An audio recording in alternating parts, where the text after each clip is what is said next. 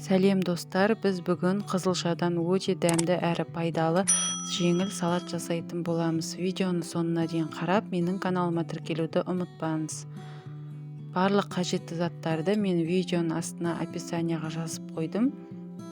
Сол жерден қарап дайындасаңыздар болады. Алдымен суға піскен картопты осылай төрт бұрышты қылып турап аламыз. Одан кейін сәбізді төрт бұрышты қылып тураймыз.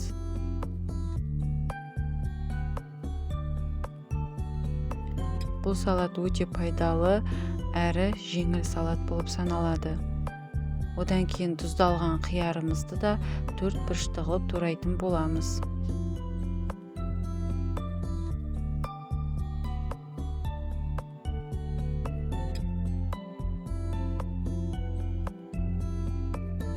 Енді қызылшамызды да төрт бұрышты қылып турап аламыз.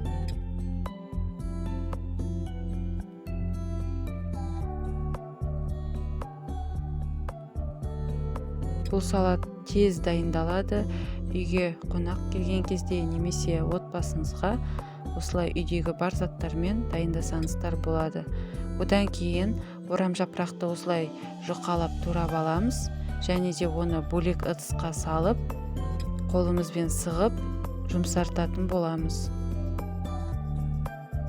Міндетті түрде осылай жұмсартып алсаңыздар, өте жақсы болып шығады.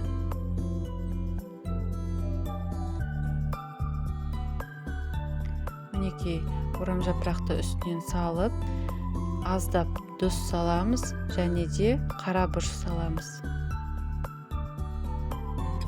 Оның үстіне осындай қаңылтырдағы горох қолданамыз, және де сұйық май құйып, жақсылап тұрып араластырамыз.